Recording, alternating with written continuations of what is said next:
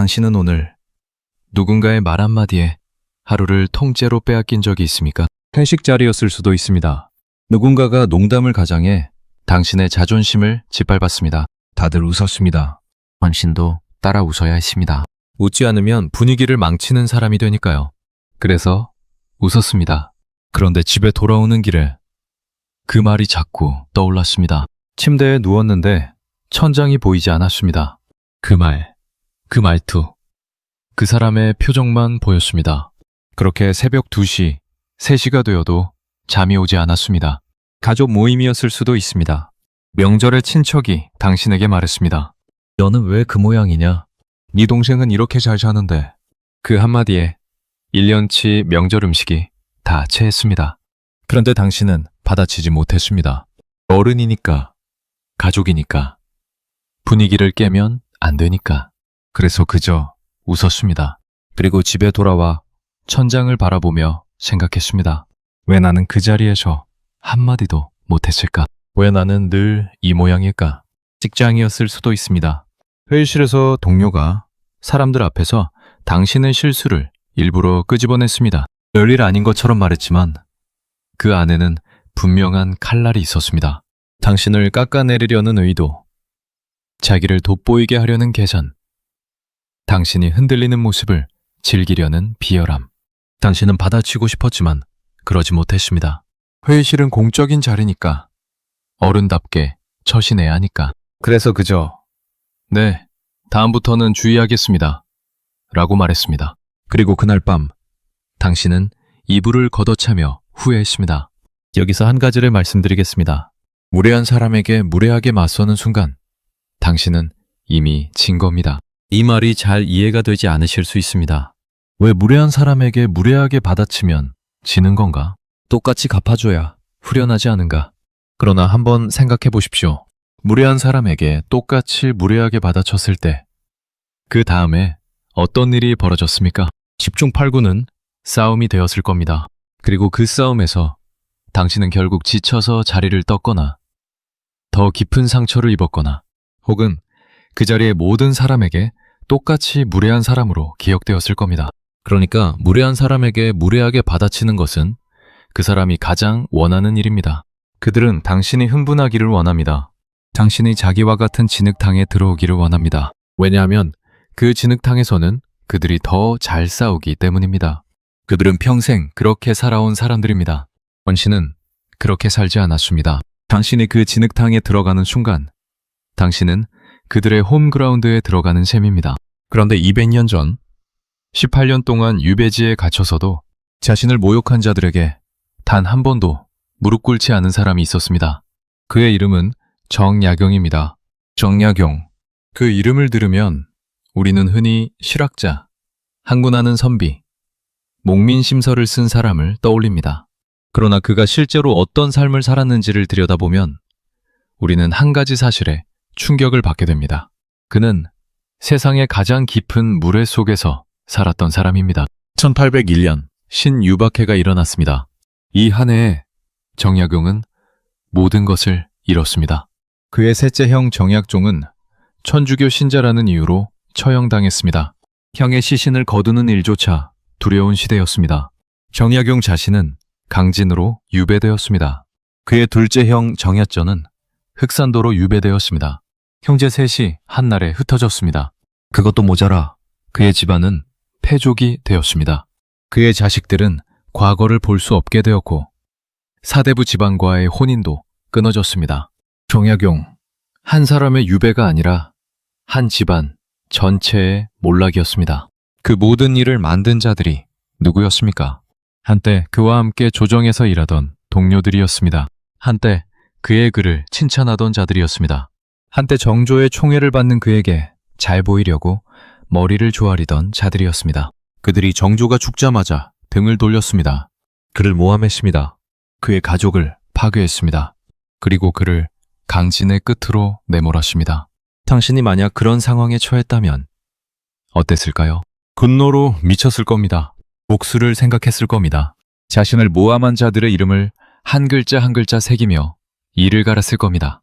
인간이라면 누구나 그럴 겁니다. 그런데 정약용은 그러지 않았습니다. 그는 그 18년 동안 무엇을 했을까요? 그는 책을 썼습니다. 그것도 한두 권이 아니라 500권이 넘는 책을 썼습니다. 목민심서, 경세유표, 흠흠신서를 비롯해 우리가 지금 아는 모든 그의 대표작이 바로 이 유배기에 나왔습니다. 그는 분노 대신 글을 썼습니다. 복수 대신 학문을 했습니다. 그리고 그를 모함한 자들에게 단 한 번도 비굴한 편지를 보내지 않았습니다. 이것이 중요합니다.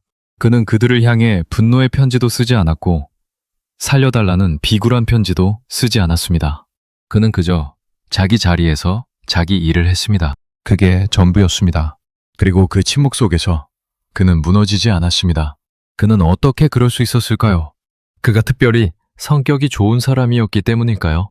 아니면 종교적 신념이 강했기 때문일까요? 아닙니다. 그에게는 한 가지가 있었습니다. 그것은 바로 대화법이었습니다. 정약용은 무례한 사람을 이기는 법을 알고 있었습니다. 그것도 가장 우아하게, 가장 품격 있게, 상대가 스스로 부끄러워하게 만드는 방식으로. 그의 대화법은 단순히 말을 잘하는 기술이 아닙니다. 그것은 인간의 품격이 무엇인지를 보여주는 철학입니다. 여기서 한 장면을 상상해 보십시오. 강진, 유배 초기의 어느 날입니다. 정약용은 다 쓰러져가는 초가에 머물고 있습니다. 한때 정조의 총애를 받으며 임금 곁에 있던 사람이 이제는 강진의 가장 누추한 곳에 누워 있습니다. 그때 한 지방 관리가 그를 찾아옵니다. 겉으로는 위로하는 척하지만 그의 눈빛에는 분명한 비웃음이 있습니다. 그 관리가 말합니다. 한때 임금의 총애를 받던 분이 이런 누추한 곳에서 무엇 하십니까? 글이라도 가르치며 입에 풀칠은 하셔야죠. 이 말 속에는 동정을 가장한 조롱이 있습니다. 위로를 가장한 비수가 있습니다. 그는 정약용이 화내기를, 변명하기를, 비굴해지기를 원합니다. 이때 정약용은 어떻게 반응했을까요? 화를 냈을까요? 외면했을까요? 무시했을까요? 모두 아닙니다. 그는 가만히 웃었습니다. 그리고 천천히 말했습니다. 그렇지요. 저는 지금 누추한 곳에 있습니다. 그러나 누추한 곳에서도 마음이 누추하지 않은 사람이 있고 화려한 곳에서도 마음이 누추한 사람이 있습니다. 그대는 어느 쪽이십니까? 이 짧은 대답 하나로 그 관리는 얼굴이 붉어진 채 자리를 떠야 했습니다. 정약용은 단 한마디도 무례하지 않았습니다. 그러나 상대는 자신의 무례를 정확히 깨달았습니다. 정약용은 그를 공격하지 않았습니다. 그저 거울 하나를 들어 그의 얼굴 앞에 놓아주었을 뿐입니다. 그 거울에 비친 자신의 모습을 본 사람은 더 이상 그 자리에 서 있을 수 없었습니다. 이것이 정약용 대화법의 본질입니다. 무례에 무례로 답하지 않습니다. 무례에 변명으로 답하지 않습니다. 무례에 침묵으로만 답하지도 않습니다. 무례에 거울로 답합니다. 그리고 그 거울 앞에서 무례한 자는 스스로 무너집니다. 당신은 그런 상황에서 어떻게 대답하시겠습니까? 욱해서 받아치셨겠습니까? 아니면 속으로 사귀며 집에 와서 후회하셨겠습니까? 대부분의 사람들은 이 두 가지 중 하나를 선택합니다. 받아치거나 사귀거나. 그러나 정약용은 제3의 길을 알고 있었습니다. 그 길을 지금부터 보여드리겠습니다. 정약용이 18년 유배지에서 다듬어낸 5가지 대화 원칙. 이 5가지를 알게 되시면 당신은 더 이상 누군가의 말 한마디에 잠 못 이루는 밤을 보내지 않게 될 것입니다. 회식 자리에서, 가족 모임에서, 직장에서, 그리고 일상의 모든 무례한 순간에서 당신은 이제 다른 사람이 되어 있을 것입니다. 화내지 않으면서도 휘둘리지 않는 사람, 받아치지 않으면서도 지지 않는 사람, 우아하면서도 단단한 사람. 이것이 정약용이 우리에게 남긴 진짜 유산입니다. 그가 쓴 500권의 책이 아니라 그가 18년 동안 살아낸 그 태도. 무례한 세상 속에서 끝까지 자신을 지킨 한 사람의 품격. 그것을 지금부터 함께 들여다보겠습니다. 정약용 대화법의 첫 번째 원칙. 무례한 사람과 같은 높이로 내려가지 않는다. 이것이 왜 그렇게 중요할까요? 무례한 사람의 가장 큰 무기가 무엇인지 아십니까? 그것은 말솜씨가 아닙니다. 그들의 진짜 무기는 상대를 자신과 같은 진흙탕으로 끌어내리는 것입니다. 생각해 보십시오. 무례한 사람과 무례한 사람이 싸우면 어떻게 될까요? 벌판이 나지 않습니다. 누가 더 무례하냐의 싸움이 될 뿐입니다. 그런데 품격 있는 사람과 무례한 사람이 같은 높이에서 싸우면 어떻게 될까요? 품격 있는 사람이 집니다. 왜냐하면 그 진흙탕에서는 무례한 자가 더 잘 싸우기 때문입니다. 그는 평생 그 진흙탕에서 살아온 사람입니다. 그곳이 그의 고향이고 그의 무대입니다. 그러니까 당신이 화를 내며 받아치는 순간 당신은 그 사람의 무대에 올라간 것입니다. 그 무대에서는 당신이 이길 수 없습니다. 아무리 똑똑하고 아무리 옳고 아무리 정당해도 이길 수 없습니다. 왜냐하면 그 무대의 규칙이 다르기 때문입니다. 그 무대의 규칙은 누가 더 막말을 잘하느냐입니다. 그것은 당신의 규칙이 아닙니다. 정약용은 이 함정을 정확히 꿰뚫어 보았습니다. 그의 글에 자주 등장하는 표현이 있습니다. 군자는 다투지 않는다. 그런데 이 말의 진짜 뜻은 무엇일까요? 단순히 참아라는 뜻이 아닙니다. 군자는 시비가 없다는 뜻도 아닙니다. 진짜 뜻은 이것입니다. 같은 차원에서 다투지 말라. 그러니까 다투되 그들의 차원으로 내려가서 다투지 말라는 것입니다. 이것은 정약용이 18년 유배 동안 가장 깊이 체득한 지혜입니다. 그를 모함한 자들은 그가 분노하기를 원했습니다. 그가 비굴해지기를 원했습니다. 그가 욕설을 퍼붓고 한탄하고 자신의 처지를 비관하며 무너지기를 원했습니다. 그래야 그들이 정약용을 진짜로 이긴 것이 되니까요. 그러나 정약용은 한 번도 그들의 차원으로 내려가지 않았습니다. 그래서 그들은 정약용을 진짜로 이긴 적이 없습니다. 여기서 한 분의 이야기를 들려드리겠습니다. 60대 박순자 씨라는 분이 계셨습니다. 이분은 시집간 지 30년이 넘은 분이었습니다. 그런데 30년 내내 그분을 괴롭히는 사람이 있었습니다. 동서였습니다. 손이 동서가 아니라 손 아래 동서였습니다. 이 동서는 명절마다 박순자 씨를 비웃었습니다. 처음에는 은근한 비웃음이었습니다. 시간이 지나면서 점점 노골적이 되었습니다. 그리고 박순자 씨의 자식이 대학에 떨어졌던 그 해부터는 거의 매년 같은 말을 반복했습니다. 형님은 자식 농사를 너무 못 지으셨네. 우리 애들은 다 명문대 갔는데 형님, 애들 키울 때 좀 더 신경 쓰시지 그러셨어요. 박순자 씨는 매번 가슴이 무너졌습니다. 그런데 매번 받아치지 못했습니다. 받아치면 시어머니가 한마디 하셨습니다. 동서끼리 그런 거 가지고 그러지 마라. 받아치지 않으면 동서가 더 신이 났습니다. 한마디 했다 하면 두 마디로 돌아왔고 두 마디 했다 하면 식구들 앞에서 망신을 당했습니다. 박순자 씨는 그 30년 동안 명절이 다가오면 잠을 못 잤습니다. 가슴이 두근거렸습니다. 명절이 끝나고 나면 일주일은 알아누웠습니다.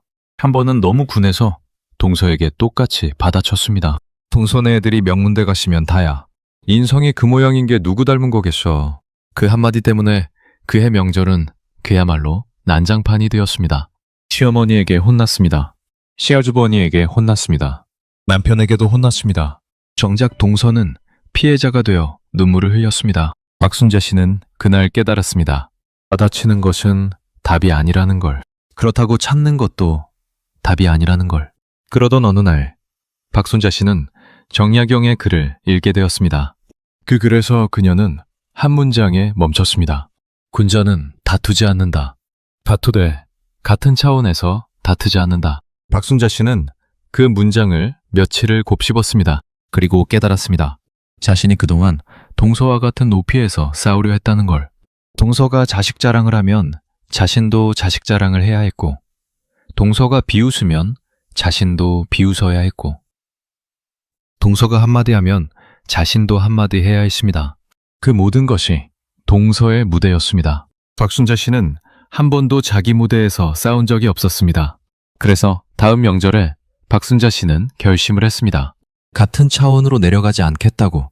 동서가 또 그 말을 꺼냈습니다. 형님은 자식 농사를 너무 못 지으셨네. 우리 애들은 다 명문대 갔는데. 박순자 씨는 가만히 미소를 지었습니다. 그리고 천천히 말했습니다. 그래, 동서네 아이들 정말 훌륭하지. 그런데 나는 우리 아이들이 어떤 학교를 갔느냐보다 어떤 사람이 되었느냐가 더 자랑스럽더라. 동서는 어떻게 생각해? 그 자리가 잠시 조용해졌습니다. 동서는 아무 말도 하지 못했습니다. 시어머니도 아무 말씀이 없으셨습니다. 그러나 그 자리에 있던 모든 사람이 알았습니다. 그 한마디 안에서 박순자 씨가 동서보다 한 차원 높이 서 있다는 사실을. 동서는 자식의 학교를 자랑하고 있었지만 박순자 씨는 자식의 사람됨을 이야기하고 있었습니다. 두 사람은 같은 자리에 앉아 있었지만 같은 차원에 있지 않았습니다. 박순자 씨는 단 한마디도 무례하지 않았습니다. 동서를 깎아내리지도 않았습니다. 그저 자기 자리에서 자기 가치를 이야기했을 뿐입니다. 그러나 동서의 무례함은 그 자리에서 발가벗겨졌습니다.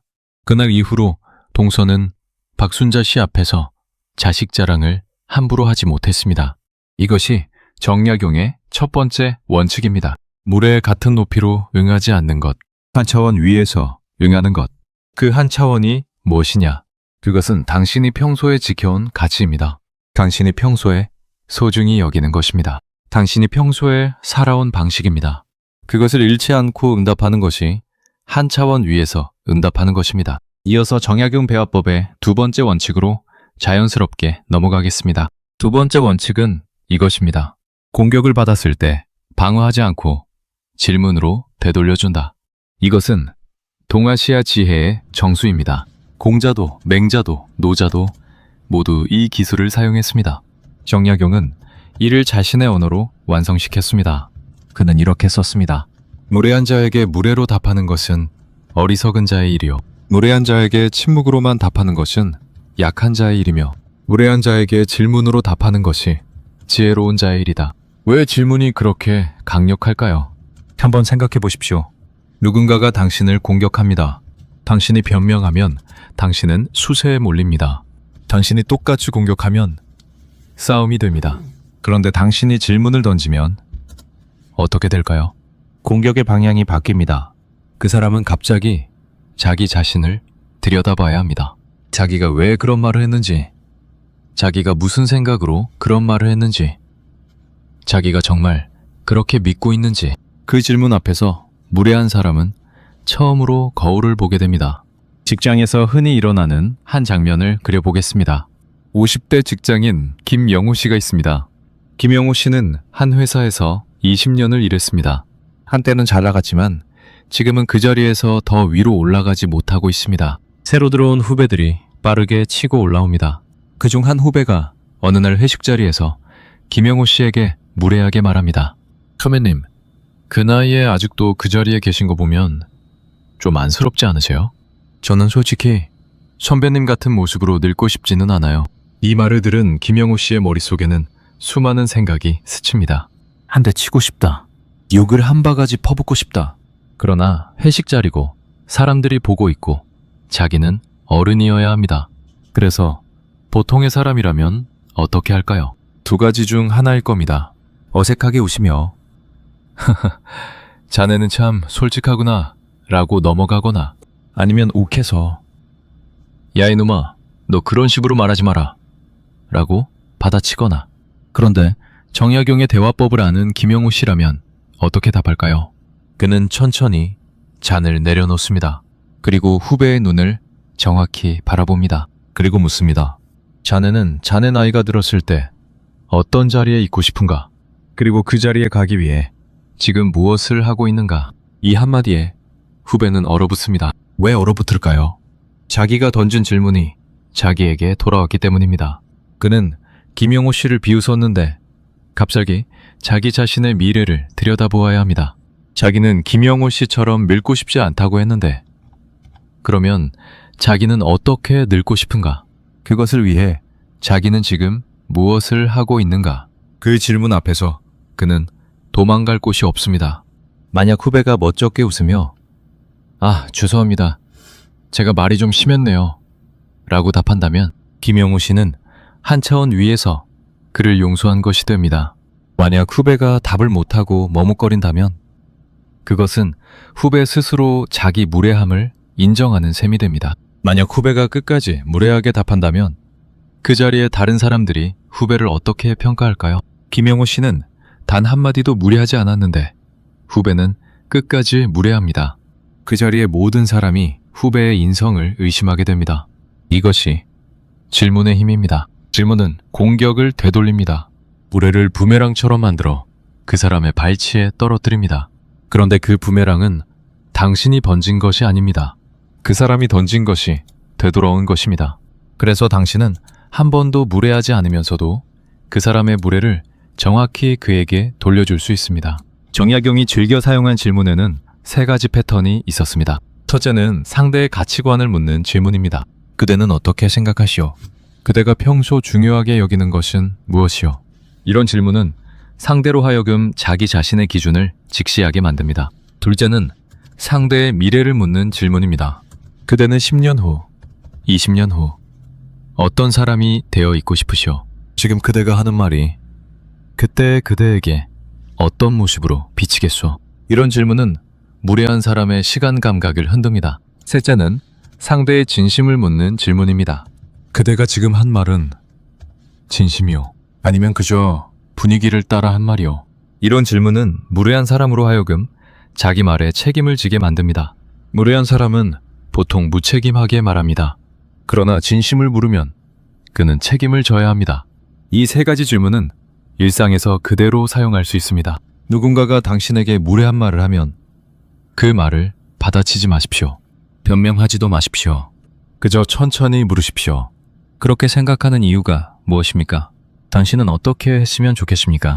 지금 그 말은 진심으로 하신 말입니까? 이 짧은 질문들이 무례한 사람을 어떻게 무너뜨리는지 한번 시도해 보시면 알게 됩니다. 무례한 사람은 보통 자기 말을 깊이 생각하고 던지지 않습니다. 그저 입에서 나오는 대로 던집니다. 그런데 당신이 그 말을 진지하게 받아 질문으로 되돌려주면 그는 갑자기 자기 말의 무게를 감당해야 합니다. 대부분의 무례한 사람은 그 무게를 감당하지 못합니다. 그래서 말이 끊기고 얼굴이 붉어지고 자리를 뜨게 됩니다. 당신이 동요하지 않으면 무례는 어디로 갈까요? 당신이 질문으로 되돌려주면 그 무례는 누구의 발치에 떨어질까요? 정약용은 이 질문에 평생을 걸어 답했습니다. 그 답이 바로 그의 18년 유배 생활이 우리에게 남긴 가장 큰 선물입니다. 정약용 배화법의 세 번째 원칙은 역설적입니다. 어떤 무례에는 말로 대응하지 않습니다. 침묵이 가장 강력한 대답이 되는 순간이 있기 때문입니다. 그런데 여기서 매우 중요한 구분을 해야 합니다. 침묵은 두 가지가 있습니다. 약한 자의 침묵과 강한 자의 침묵. 이 둘은 겉으로는 똑같아 보이지만 본질이 완전히 다릅니다. 약한 자의 침묵은 도망입니다. 받아칠 용기가 없어서 침묵하는 것입니다. 말문이 막혀서 침묵하는 것입니다. 그 자리를 빨리 벗어나고 싶어서 침묵하는 것입니다. 이런 침묵은 무례한 사람에게 승리감을 줍니다. 그는 속으로 생각합니다. 저 사람은 내 말에 아무 대답도 못하는구나. 내가 이긴 거구나. 그러나 강한 자의 침묵은 다릅니다. 강한 자의 침묵은 심판입니다. 그것은 받아칠 능력이 없어서가 아니라 받아칠 가치를 느끼지 못해서 침묵하는 것입니다. 그 무례를 너무나 명확히 보고 있기 때문에 굳이 말로 지적하지 않는 것입니다. 그 침묵은 무겁습니다. 그 침묵은 무례한 사람의 어깨를 짓누릅니다. 그 침묵 안에 무례한 사람은 자기 자신을 봅니다. 정약용은 후자였습니다. 그의 침묵은 늘 강한 자의 침묵이었습니다. 한 일화가 있습니다. 유배지 강진에서의 어느 날입니다. 한 옛 관료가 정약용을 찾아왔습니다. 정조 시절 그와 함께 조정에서 일했던 사람이었습니다. 그러나 정조가 죽고 정약용이 몰락하자 그는 정약용에게 등을 돌렸던 사람 중 한 명이었습니다. 그가 무슨 일로 강진까지 왔는지는 알 수 없지만 그는 정약용을 찾아왔고 그를 보자마자 비웃듯이 말했습니다. 이제 그 영화도 다 끝났구려. 한때 임금 곁에서 글을 짓던 분이 이제 강진의 흙바람을 맞고 계시니 인생이 참 무상하지 않소. 이 말을 들은 정약용은 어떻게 했을까요? 화를 내지 않았습니다. 연명하지 않았습니다. 질문으로 되돌려주지도 않았습니다. 그는 그저 그 사람을 가만히 바라보았습니다. 한참을 바라보았습니다. 그 시선 속에는 분노도 없었고 슬픔도 없었고 비웃음도 없었습니다. 그저 깊은 고요만 있었습니다. 그 시선 속에 그 옛 관료는 점점 작아졌습니다. 한참의 침묵 끝에 정약용은 차 한 잔을 내밀었습니다. 그리고 말했습니다. 차나 드시지요. 그게 전부였습니다. 그날의 대화에서 정약용이 한 말은 그 7글자 뿐이었습니다. 그러나 그 침묵 속에서 그 옛 관료는 자기가 한 말이 얼마나 천박했는지를 깨달았습니다. 정약용이 한마디도 받아치지 않았기 때문에 그는 더 깊이 깨달았습니다. 만약 정약용이 화를 냈더라면 그는 오히려 마음이 편했을 겁니다. 정약용이 변명을 했더라면 그는 의기양양했을 겁니다. 그런데 정약용은 아무 말도 하지 않았습니다. 그저 차 한 잔을 내밀었습니다. 그 침묵 앞에서 그는 견딜 수 없었습니다. 그날 밤 그는 강진을 떠나며 자기 자신이 한없이 작아진 것을 느꼈다고 합니다. 침묵은 거울이 됩니다. 무례한 사람이 한 말이 침묵에 부딪혀 그 사람에게 그대로 되돌아옵니다. 그러면 그는 자기가 한 말을 자기 귀로 다시 듣게 됩니다. 그 순간이 얼마나 무서운 순간인지 무례한 말을 던져본 사람만 압니다. 여기서 우리 일상의 사례를 하나 더 들어보겠습니다. 70대 어르신 한 분의 이야기입니다. 이 어르신은 평생 자식을 위해 살아오신 분이었습니다. 자식이 결혼하고 손주가 생기고 자식 부부가 자기 집에서 가까운 곳에 살았습니다. 그런데 며느리의 친정 식구들이 한 번씩 모일 때마다 이 어르신을 불편하게 했습니다. 특히 며느리의 친정 오빠 부부가 그러했습니다. 명절에 며느리의 친정 오빠 부부가 인사처 갔습니다. 그 자리에서 친정 오빠가 말했습니다. 어르신, 이제 슬슬 정리하셔야 하는 거 아닙니까? 자식들 신경 쓰지 마시고 어디 좋은 곳 가서 편히 사셔야죠.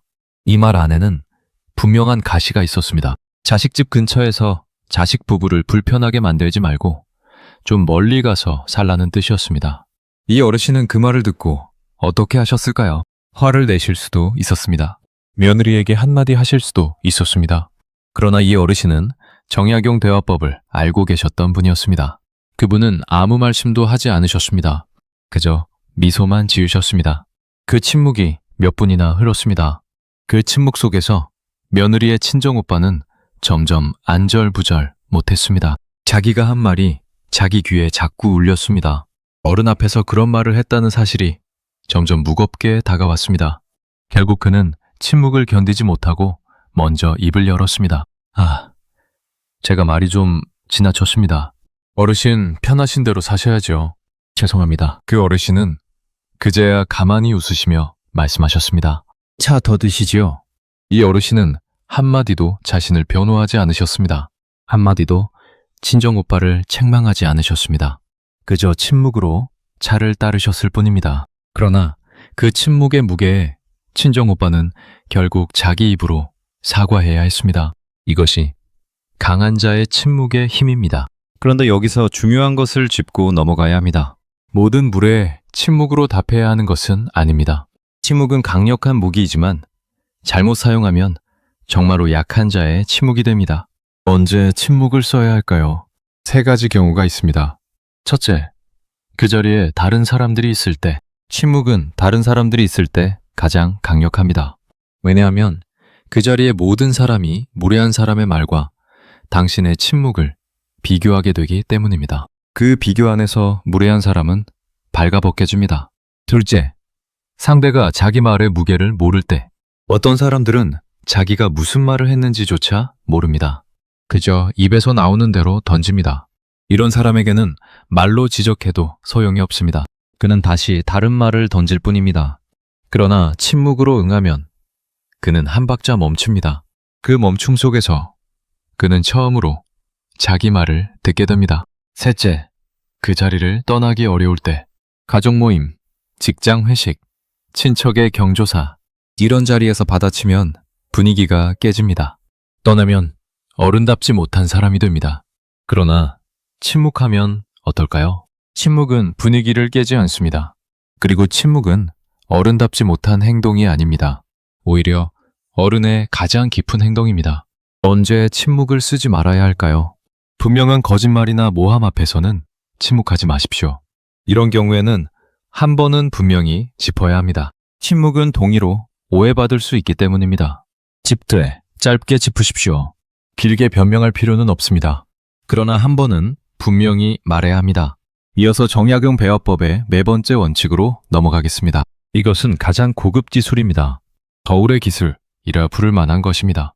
무례한 사람에게 그의 무례를 내 입으로 지적하지 않습니다. 그가 자기 입으로 자신의 무례를 깨닫게 만듭니다. 이 기술의 핵심은 무엇이냐?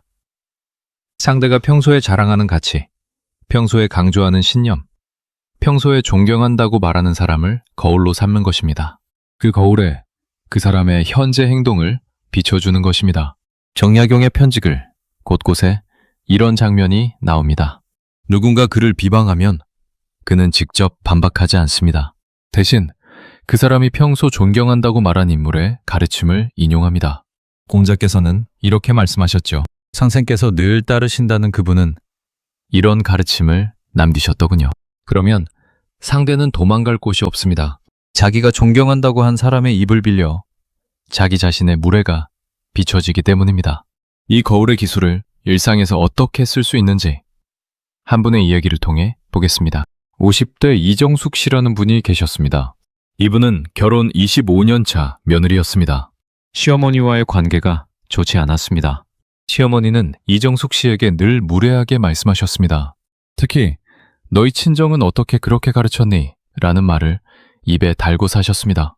무슨 일이 있을 때마다 이정숙 씨가 마음에 들지 않을 때마다 그 말이 나왔습니다. 이정숙 씨는 그 말에 매번 가슴이 무너졌습니다. 친정 부모님을 욕하는 것이나 다름없었기 때문입니다. 그러나 받아치면 더 큰 싸움이 났고 참으면 시어머니는 점점 더 그 말을 자주 쓰셨습니다. 25년 동안 같은 말을 들으며 살았습니다. 그러던 어느 날 이정숙 씨는 정약용 대화법을 알게 되었습니다. 거울의 기술이라는 것을 배웠습니다. 이정숙 씨는 시어머니가 평소에 어떤 말씀을 자주 하시는지 곰곰이 생각해 보았습니다. 시어머니는 평소에 며느리는 딸처럼 여겨야 한다는 말을 자주 하셨습니다. 동네에서도 그 말을 자주 하시고 친척들에게도 그 말을 자주 하셨습니다. 자기는 시어머니 잘못 만나서 고생했으니 자기는 며느리를 딸처럼 여길 거라는 말씀이었습니다. 그 말씀이 시어머니의 자랑이었습니다. 그래서 어느 날 시어머니가 또 그 말을 꺼내셨을 때 이정숙 씨는 천천히 답했습니다. 어머님께서 평소에 늘 며느리를 딸처럼 여겨야 한다고 하셨잖아요.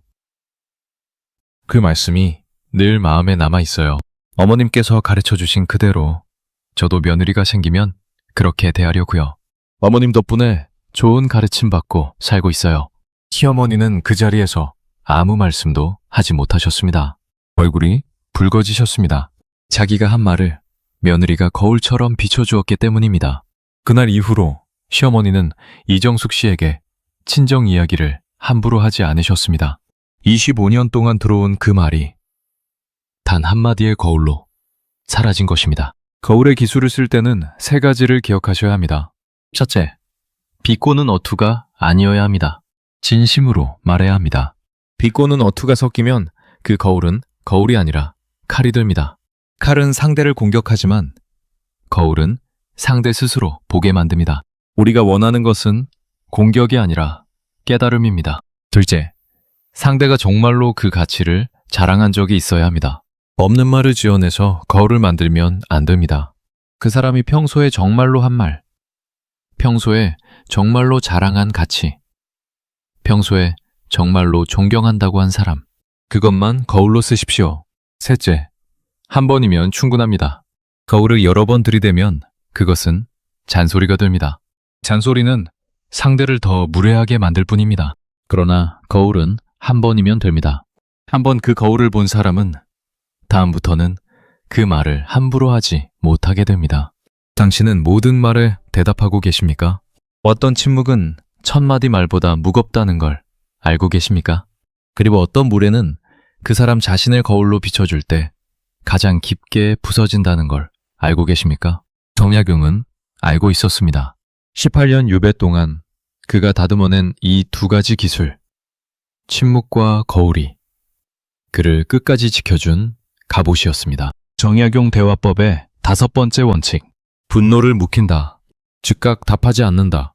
이것은 정약용이 평생을 통해 가장 강조한 원칙입니다. 그의 글에는 이런 표현이 자주 나옵니다. 화가 나거든 하루를 묵혀라.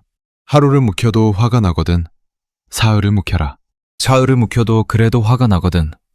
그때 비로소 입을 열어라. 이것은 단순한 인내의 가르침이 아닙니다. 이것은 시간을 자기 편으로 만드는 기술입니다. 생각해 보십시오. 분노는 시간 앞에서 약합니다.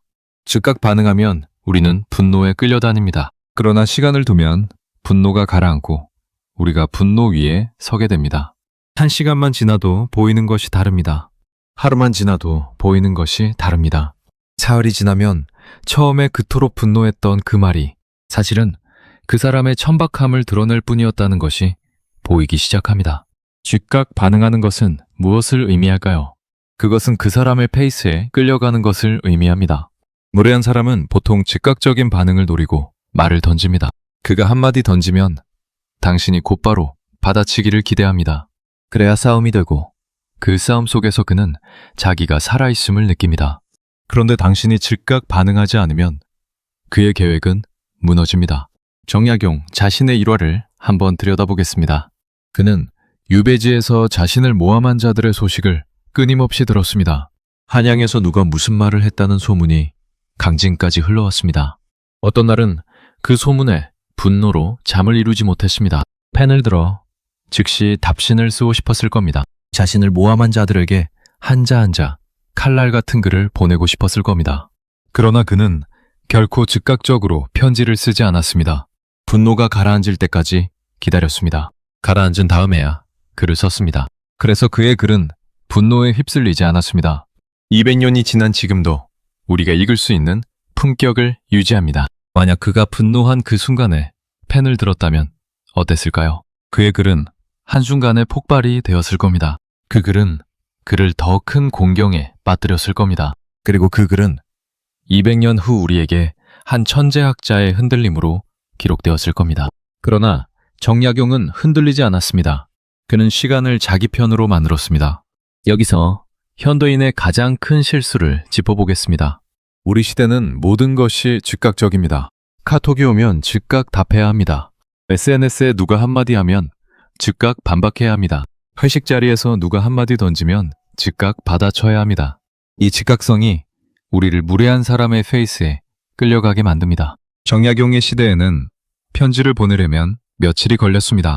한양에서 강진까지 편지가 가는데 시간이 걸렸고 답장이 돌아오는데도 시간이 걸렸습니다. 그 시간이 곧 그를 지켜준 시간이었습니다. 그 시간 동안 분노가 가라앉았고 시야가 넓어졌고 자신이 진짜 하고 싶은 말이 무엇인지 분명해졌습니다.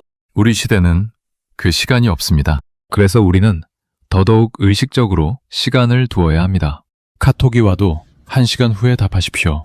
SNS에 누가 무례한 댓글을 달아도 하루를 묵히고 답하십시오. 회식 자리에서 누가 한마디 던져도 그 자리에서 받아치지 마십시오. 그 자리는 분위기 좋게 넘기고 다음날 따로 자리를 만들어 차분하게 이야기하십시오. 이것이 어렵다는 걸 압니다. 즉각 받아치고 싶은 마음, 그 한마디를 던지고 싶은 마음, 그 사람의 말을 가만히 두고 싶지 않은 마음, 그 마음을 다스리는 것이 가장 어렵습니다. 그러나 그 마음을 다스리는 사람이 결국 이깁니다. 정약용이 이긴 이유가 바로 거기에 있습니다. 자, 이제 5가지 원칙을 모두 풀었습니다. 같은 높이로 내려가지 않는 것, 질문으로 되돌려주는 것, 침묵으로 심판하는 것, 거울로 비추는 것, 시간을 묵히는 것. 이 5가지가 정약용 대화법의 전부입니다. 그런데 이 5가지의 바탕에는 더 깊은 한 가지가 있습니다. 그것은 품격입니다. 품격이란 무엇일까요? 우리는 흔히 품격을 외적인 예의나 매너로 생각합니다. 옷차림이 단정하고 말투가 부드럽고 행동이 점잖은 것, 그런 것이 품격이라고 생각합니다. 그러나 정약용에게 품격은 그런 것이 아니었습니다. 그에게 품격은 내면의 단단함이었습니다. 누가 나를 흔들어도 흔들리지 않는 중심, 누가 나를 깎아내려도 깎이지 않는 자기 자신, 누가 나를 모욕해도 그 모욕을 받아들이지 않는 자존, 그것이 정약용의 품격이었습니다. 그 중심이 있는 사람은 무례한 말 앞에서 부서지지 않습니다. 오히려 무례한 말이 그 중심에 부딪혀 되돌아갑니다. 정약용의 5가지 원칙이 모두 그것을 가능하게 만드는 도구입니다. 그러나 도구만으로는 부족합니다. 그 도구를 휘두를 수 있는 중심이 먼저 있어야 합니다. 생각해 보십시오.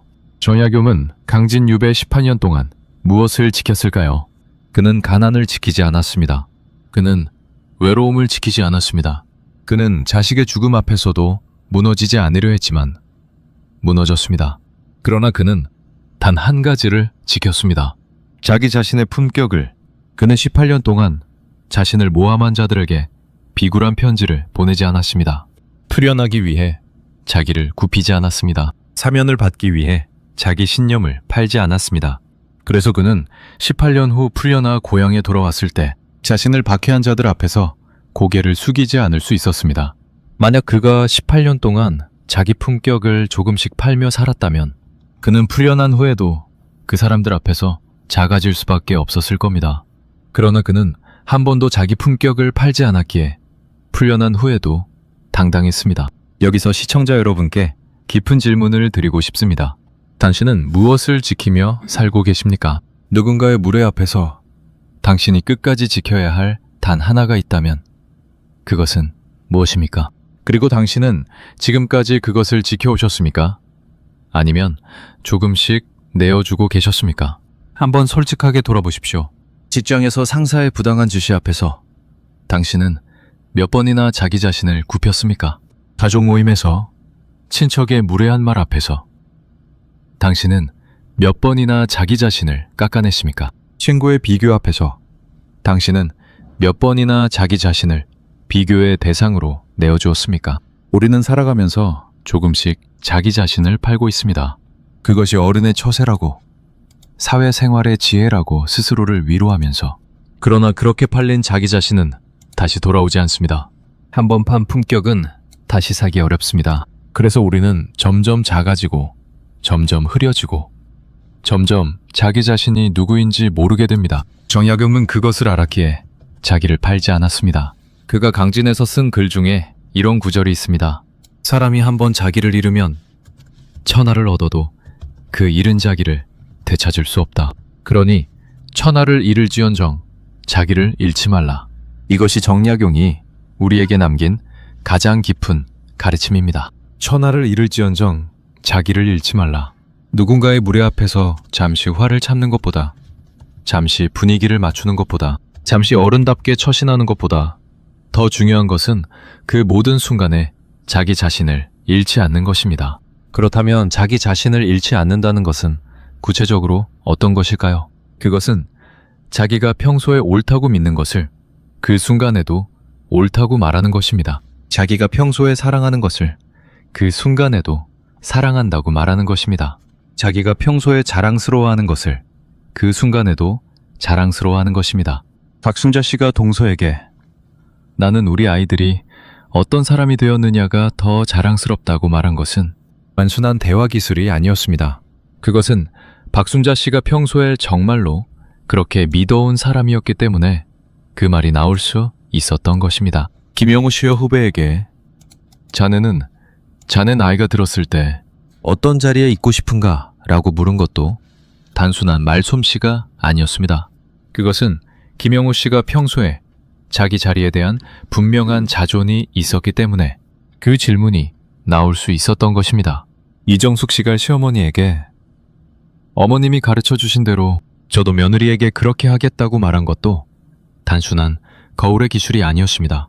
그것은 이정숙 씨가 평소에 시어머니의 좋은 말씀을 정말로 마음에 새기며 살아왔기 때문에 그 말이 진심으로 나올 수 있었던 것입니다. 그러니까 정약용 배화법의 모든 기술은 결국 평소의 삶에서 시작됩니다. 평소에 어떻게 살았느냐? 평소에 무엇을 지켜왔느냐? 평소에 자기 자신을 어떻게 가꾸어 왔느냐? 그것이 무례한 순간에 그대로 드러납니다. 무례한 순간은 평소의 거울입니다. 그 순간에 어떻게 반응하느냐가 당신이 평소에 어떤 사람이었는지를 보여줍니다. 그래서 정약용은 18년 유배 동안 한 번도 흔들리지 않을 수 있었습니다. 그는 평소에 자기 자신을 가꾸며 살아온 사람이었습니다. 그 평소의 깊이가 그를 무례 앞에서 단단하게 만들었습니다. 그의 5가지 원칙은 기술이 아니라 그의 평소의 삶이 자연스럽게 드러난 것일 뿐입니다. 2단계의 마지막에 한 가지를 부탁드리고 싶습니다. 오늘부터 한 가지를 정해보십시오. 누가 뭐라 해도 내가 끝까지 지켜. 단 한 가지. 그것이 자식에 대한 사랑일 수도 있고, 자기 자신의 직업에 대한 자부심일 수도 있고, 자기 신앙일 수도 있고, 자기가 살아온 시간에 대한 존중일 수도 있습니다. 그 한 가지를 정하시면 누군가의 무례 앞에서 당신은 더 이상 흔들리지 않게 됩니다. 그 한 가지가 당신의 중심이 되기 때문입니다. 품격은 누가 주는 것이 아닙니다. 누가 빼앗을 수 있는 것도 아닙니다. 품격은 오직 자기 자신이 지키는 것입니다. 그리고 그 품격을 지킨 사람만이 정약용처럼 무례한 세상 속에서도 우아하게 살아갈 수 있습니다. 이제 정약용 대화법을 일상의 구체적인 상황 속에서 어떻게 쓸 수 있는지 하나하나 풀어보겠습니다. 5가지 원칙을 알아도 실제 상황에서 어떻게 적용할지 모르면 소용이 없습니다. 그래서 우리가 가장 자주 마주치는 상황들을 모아 그 안에서 정약용이라면 어떻게 말했을지 그려보겠습니다. 첫 번째 상황. 명절 친척의 무례한 한마디. 너 아직도 결혼 안 했니? 부모님 걱정시키는 것도 한도가 있지. 또는 이런 말. 너 그 회사 아직도 다니냐? 내 친구 아들은 벌써 부장 됐다더라. 또는 이런 말. 애 안 낳니? 나중에 후회한다. 이런 말들 앞에서 우리는 보통 어떻게 반응합니까? 어색하게 웃으며 네, 노력하고 있어요 라고 답합니다. 또는 욱해서 받아치고 분위기를 깹니다. 둘 다 답이 아닙니다. 정약용 대화법으로는 이렇게 답할 수 있습니다. 고모님은 평소에 행복이 뭐라고 생각하세요? 저는 그 답을 진심으로 고모님께 듣고 싶어요. 이 한마디 안에는 두 번째 원칙인 질문이 들어 있습니다. 그리고 첫 번째 원칙인 한 차원 위로의 이동도 들어 있습니다. 결혼, 직장, 자식이 아니라 행복이라는 더 큰 주제로 대화를 옮긴 것입니다. 또는 이렇게도 답할 수 있습니다. 고모님이 늘 가족이 가장 중요하다고 하셨잖아요. 그 말씀이 늘 마음에 남아요. 저도 제 방식으로 그 가르침을 지키려고 노력하고 있어요. 이 한마디 안에는 네 번째 원칙인 거울이 들어 있습니다. 고모가 평소에 자랑한 말을 거울로 비춰준 것입니다. 그러면 고모는 더 이상 그 말을 함부로 할 수 없게 됩니다. 두 번째 상황. 직장에서 상사의 모욕적인 짓이 이 정도도 못하면서 어떻게 그 자리에 앉아있냐. 정신 좀 차려라. 또는 사람들 앞에서 던지는 한마디. 김 과장, 또 그 모양이지. 이런 순간이 가장 견디기 어렵습니다. 받아치면 항명이 되고 침묵하면 위축됩니다. 정약용 대화법으로는 그 자리에서 받아치지 마십시오. 5번째 원칙. 시간을 묵히십시오. 그 자리는 알겠습니다. 다시 확인하고 보고 드리겠습니다. 로 넘어가십시오. 그리고 다음날 따로 자리를 청하십시오. 차분하게 말하십시오. 어제 회의에서 하신 말씀 마음에 깊이 두고 있습니다. 다만 한 가지 여쭙고 싶은 것이 있어 자리를 청했습니다. 이사님께서 신입 때 가장 듣고 싶지 않았던 말이 무엇이셨습니까? 저도 그것을 피해 후배들에게 좋은 선배가 되고 싶어서 여쭙는 것입니다. 이 한마디는 여러 가지를 동시에 합니다. 첫째, 항명이 아닙니다. 어제 말씀을 마음에 두었다고 했으니까요. 둘째, 질문으로 되돌렸습니다. 셋째, 거울을 들었습니다. 이사 본임의 신입 시절을 거울로 비춰준 것입니다. 양식 있는 상사라면 이 한마디에 자기 행동을 돌아보게 됩니다. 양식이 없는 상사라면 더 이상 그 말을 함부로 하지 못합니다. 세 번째 상황. 동창회에서의 비교 발언. 야, 너는 어떻게 사니? 나는 작년에 강남에 집 하나 더 샀어. 내 아들은 의대 갔다. 너네는 어디 갔니? 동창회만 가면 가슴이 답답해지는 이유가 여기에 있습니다. 이런 자리에서 정약용 배화법은 빛을 발합니다. 같은 높이로 내려가지 않는 것. 즉, 강남집과 의대로 따라가지 마십시오. 그 차원이 그들의 무대입니다. 한 차원 위로 올리십시오. 와, 정말 축하한다. 그런데 나는 요즘 한 가지를 깨달았어. 사는 게 결국 누구랑 같이 늙어가느냐의 문제 같아. 너는 요즘 어떤 사람들과 시간을 보내니? 이 한마디 안에는 그 사람의 무대를 떠나 당신의 무대로 옮긴 힘이 있습니다. 네 번째 상황. 시댁이나 처가의 비수 같은 한마디. 우리 집안에서 너는 정말 운이 좋은 거다. 우리 아들이 너 같은 사람을 만난 게 신기할 정도지. 사위, 자네는 우리 딸한테 너무 부족한 사람이야. 알지? 이런 말들은 결혼 생활 내내 마음에 박힙니다. 이런 말 앞에서는 침묵의 힘을 쓰십시오. 세 번째 원칙입니다. 그 자리에서 받아치지 마십시오. 다른 식구들이 보고 있을 때 가만히 미소만 지으십시오. 그리고 시간이 지난 후 둘만 있는 자리에서 차분히 이야기하십시오. 어머님, 며칠 전 하신 말씀을 마음에 두고 생각해 봤어요. 어머님께서는 평소에 가족이 서로 존중해야 한다고 늘 말씀하셨잖아요. 저는 그 가르침을 따르고 싶어요. 그래서 어머님께도 부탁드리고 싶은 것이 있어요. 이 한마디는 거울의 기술과 시간 묵힘의 기술을 동시에 씁니다. 다섯 번째 상황. 자식이나 며느리, 사위와의 갈등. 60대, 70대 부모님들이 가장 자주 겪는 상황입니다. 며느리가 무례하게 말합니다. 어머님, 그런 거 이제 어머님 시대 이야기예요. 요즘 누가 그래요? 또는 자식이 짜증을 냅니다. 엄마, 그만 좀 해. 내가 알아서 할게. 그 한마디에 부모의 가심은 무너집니다. 이런 상황에서 화를 내시면 자식 부부는 더 멀어집니다. 그러나 무조건 참기만 하면 자기 자신이 무너집니다. 정약용의 길은 다릅니다. 한 박자 묵히십시오. 그리고 다른 자리에서 차분히 말씀하십시오. 어제 네가 한 말 엄마가 곰곰이 생각해봤어. 엄마도 잘못한 게 있는 것 같더라. 그런데 한 가지만 묻고 싶어. 너는 네 자식이 나중에 너한테 그렇게 말하면 어떨 것 같니? 엄마는 그 답이 진심으로 궁금해서 물어보는 거야. 이 한마디는 자식을 공격하지 않습니다. 자기 잘못도 인정합니다. 그러나 질문으로 거울을 들이대고 있습니다. 자식이 양식 있는 사람이라면 이 한마디에 자기를 돌아보게 됩니다. 부모의 품격이 자식의 품격을 만듭니다. 여섯 번째 상황. 이웃 간의 묘한 신경전. 윗집 아랫집 층간소음 문제, 주차 문제, 쓰레기 문제. 이런 일로 한 번 부딪히면 평생 갑니다. 이때 절대 즉각 받아치지 마십시오. 시간을 묵히십시오. 그리고 정말로 이야기해야 할 때는 비난이 아니라 부탁으로 말하십시오. 선생님, 평소에 늘 조용하고 점잖으시다고 동네에서 다들 말씀하시더라고요. 그래서 더 부탁드리기가 조심스러운데 한 가지만 부탁드려도 될까요? 이 한마디 안에는 거울이 들어 있습니다. 상대를 점잖은 사람으로 인정해주는 거울. 그 거울 앞에서 상대는 점잖게 행동할 수밖에 없게 됩니다. 일곱 번째 상황. 식당이나 가게에서의 갑질 손님 또는 우리 자신이 손님으로서 무례한 대우를 받는 경우. 점원이 무례하게 말합니다. 그거 안 된다고 했잖아요. 몇 번을 말씀드려야 알아들으세요.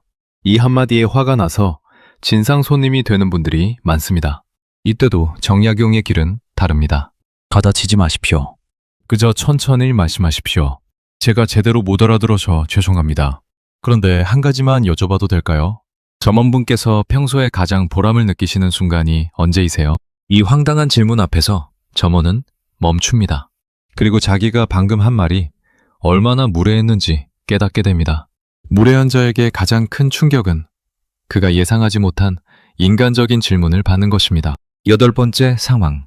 친구의 비교 앞에서 가장 친한 친구가 어느 날부터 갑자기 자랑을 하기 시작합니다. 자식 자랑, 남편 자랑, 집 자랑, 돈 자랑. 그 자랑을 들을 때마다 가슴이 답답해집니다. 이때 정약용 대화법은 부드럽지만 분명합니다. 와, 정말 잘 됐다. 진심으로 축하해. 그런데 친구야, 우리 30년을 봤잖아. 너랑 나. 우리가 같이 늙어가면서 가장 자주 나눌 이야기가 자랑이면 좀 슬프지 않을까? 나는 너랑은 자랑 말고 다른 이야기도 많이 하고 싶어. 이 한마디는 친구를 공격하지 않으면서도 두 사람의 관계를 한 차원 위로 올립니다. 진짜 친구라면 이 한마디에 자기를 돌아봅니다. 가짜 친구라면 이 한마디에 멀어집니다. 둘 다 당신에게는 정리입니다. 아홉 번째 상황. 형제 자매 사이의 돈 문제. 가장 깊은 상처가 되는 상황입니다. 부모님 유산 문제, 부모님 부양 문제, 빌려준 돈 문제. 한번 어그러지면 평생 갑니다. 이때는 시간이 가장 중요합니다. 절대 그 자리에서 결정하지 마십시오. 절대 그 자리에서 받아치지 마십시오. 며칠을 묵히고, 가능하면 일주일을 묵히고, 그리고 차분히 자리를 만드십시오. 형, 우리 며칠 전 이야기 다시 하고 싶어. 그 자리에서는 감정이 있어서 제대로 말 못했어. 한 가지만 묻고 싶어. 형은 우리 부모님이 우리 형제 사이에 어떤 모습이기를 바라셨을 것 같아. 이 한마디는 돈을 다투던 차원에서 부모님의 마음이라는 한 차원 위로 이동시킵니다. 그 차원에서는 다투기 어렵습니다. 10번째 상황. 마지막으로 자기 자신이 가장 약해진 순간, 병이 들었을 때, 직장을 잃었을 때, 사랑하는 사람을 잃었을 때, 그런 순간에 누군가가 무례한 말을 던질 때, 너 그러게 평소에 좀 잘하지 그랬어. 내가 뭐라고 했어? 그렇게 살면 안 된다고 했지? 이런 순간이 가장 견디기 어렵습니다. 그러나 정약용은 이런 순간에 가장 깊은 침묵을 사용했습니다. 약해진 자기를 변명하려 하지 마십시오. 그 변명이 더 큰 상처가 됩니다. 그저 침묵하시고 차 한 잔을 내미시고 고마워, 와줘서 라고만 말씀하십시오. 그 한마디 안에서 무례한 사람은 자기 말이 얼마나 천박했는지 스스로 깨닫게 됩니다. 약해진 순간에도 품격을 지키는 사람이 결국 그 어려움을 이겨냅니다. 이 10가지 상황은 우리가 살면서 거의 모두 겪는 상황들입니다.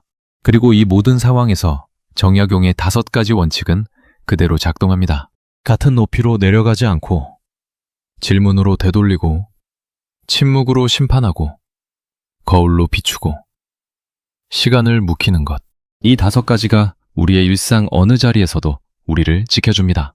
이제 영상의 마지막으로 천천히 가겠습니다. 다시 처음의 질문으로 돌아가 보겠습니다. 당신은 오늘 누군가의 말 한마디에 하루를 빼앗긴 적이 있습니까? 이제 당신은 답을 알고 있습니다. 그 하루는 빼앗긴 것이 아닙니다. 당신이 스스로 내어준 것입니다. 정약용의 대화법이 결국 말하고자 하는 것이 바로 그것입니다. 당신의 품격은 누구도 빼앗을 수 없습니다. 다만 당신이 스스로 내어줄 때, 그때만 잃는 것입니다. 정약용은 18년 유배 끝에 고향으로 돌아왔습니다. 그를 박해한 자들 중 많은 이가 이미 죽었거나 몰락해 있었습니다. 그러나 정약용은 그들의 무덤 앞에서 비웃지 않았습니다. 그들을 향한 글을 쓰지도 않았습니다.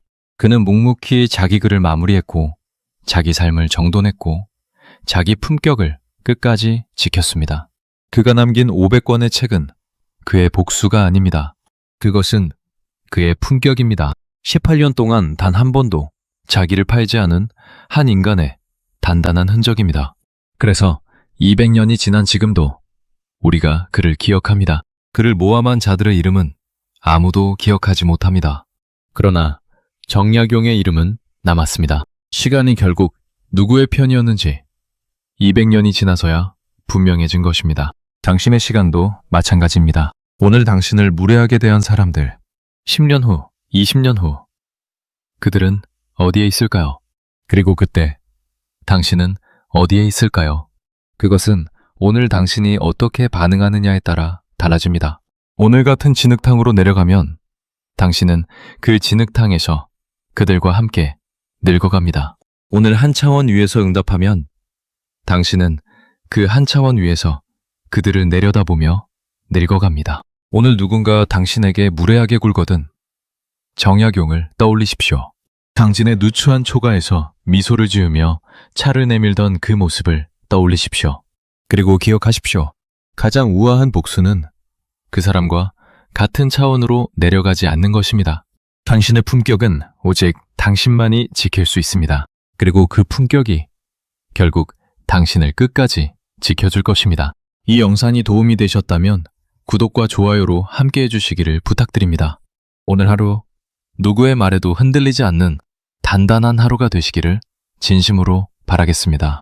그리고 다음 영상에서 또 한 분의 깊은 지혜를 가지고 찾아뵙겠습니다. 감사합니다.